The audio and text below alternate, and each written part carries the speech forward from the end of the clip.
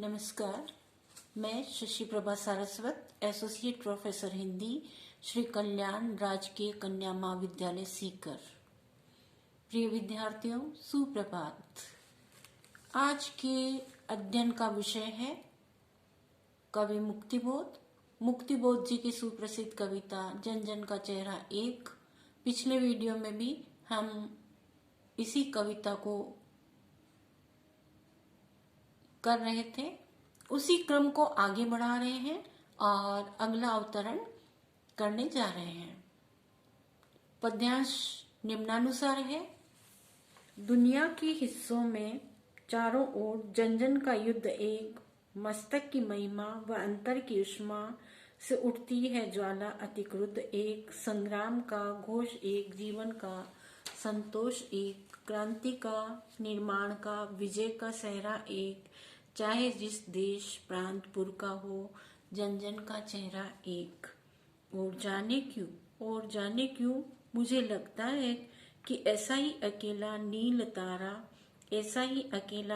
तारा तीव्र गति जो शून्य में निशंग, जिसका पथ विराट व छिपा प्रत्येक उर में, प्रति हृदय के कल्मशों के बाद जैसे दलों के बाद भी है शून्य नीलाकाश, उसमें भागता है एक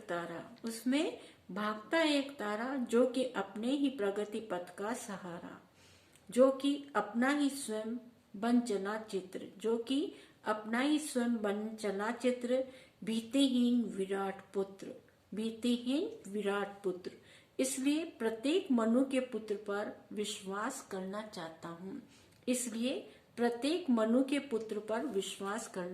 हूँ। प्रस्तुत काव्यांश मुक्तिबोध जी की कविता जन जन का चेहरा एक से ली गई है। यहाँ कवि क्रांति, निर्माण और विजय के सहरे को एक बतलाता हुआ कहता है कि इस दुनिया में जितने भी हिस्से हैं उनमें चारों ओर जन का युद्ध एक है, अर्थात जन जन के, प्रत्येक प्राणी के युद्ध में सर्वत्र शोषण व अन्याय का एक जैसा ही विरोध दिखाई देता है।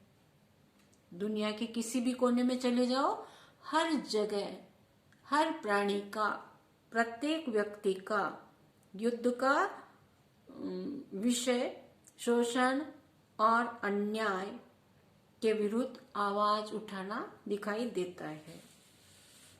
युद्ध मस्तिष्क की बुद्धि और हृदय की गरिमा से उठने वाली एक क्रोधपूर्ण आग की लपट है।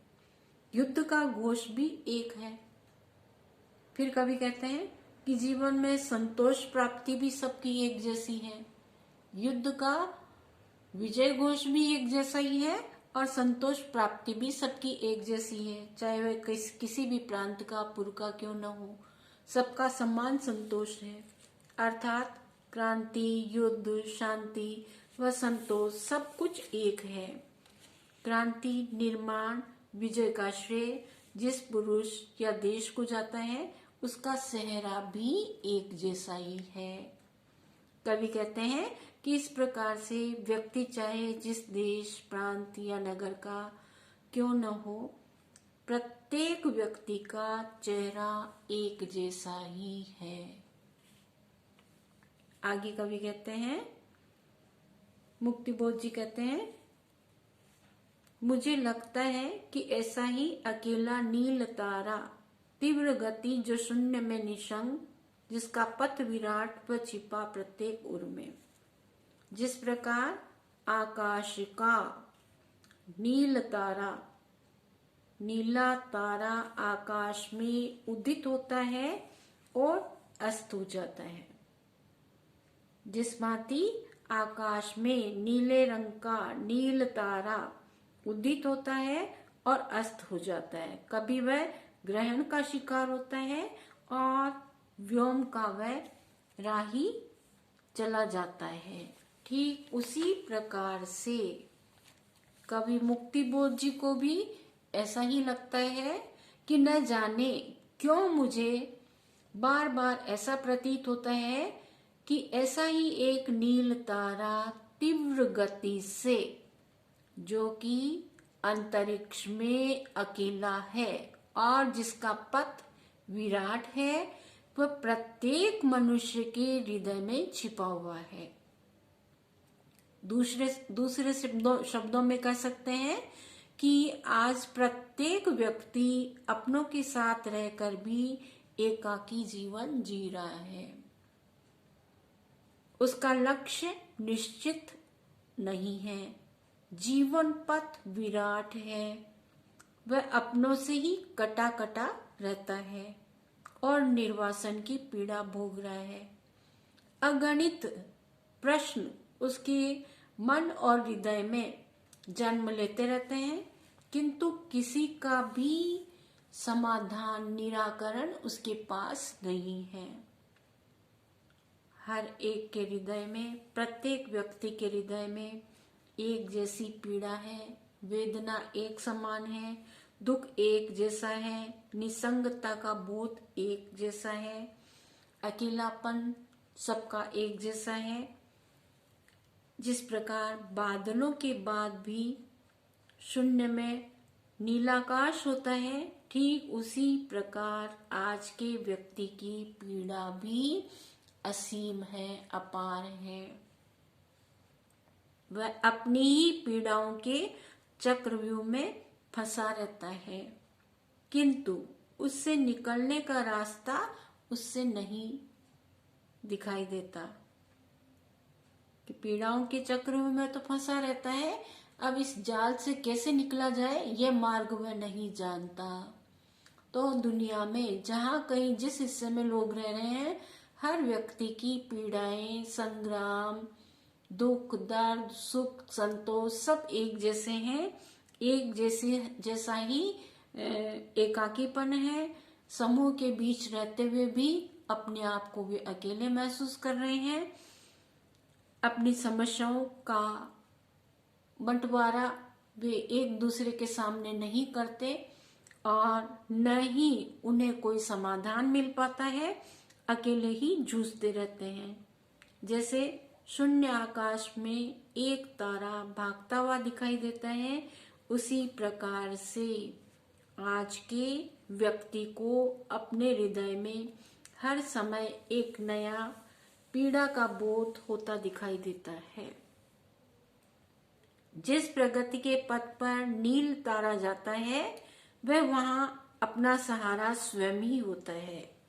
उसी प्रकार से आज का व्यक्ति स्वयं अपना सहारा है, क्योंकि वह निसंग होकर अपना जीवन जी रहा है।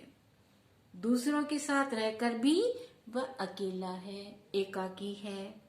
वह स्वयं ही अपना चित्र बन जाता है। मुक्तिबोध जी कहते हैं कि दूसरे शब्दों में हम कह सकते हैं कि आज का व्यक्ति स्वयं एकाकी और निसंग बनकर अपना जीवन जी रहा है, फिर भी वह स्वयं वैसे विहीन बना हुआ है। इसलिए कवि मुक्तिबोध जी कहते हैं, इसी कारण मैं प्रत्येक मनु के पुत्र, मनु का पुत्र कौन था? मानव, मानव अर्थात मनुष्य। मैं प्रत्येक मनु के पुत्र अर्थात मनुष्य पर विश्वास करना चाहता हूँ। मैं हर मानव पर विश्वास करना चाहता हूँ।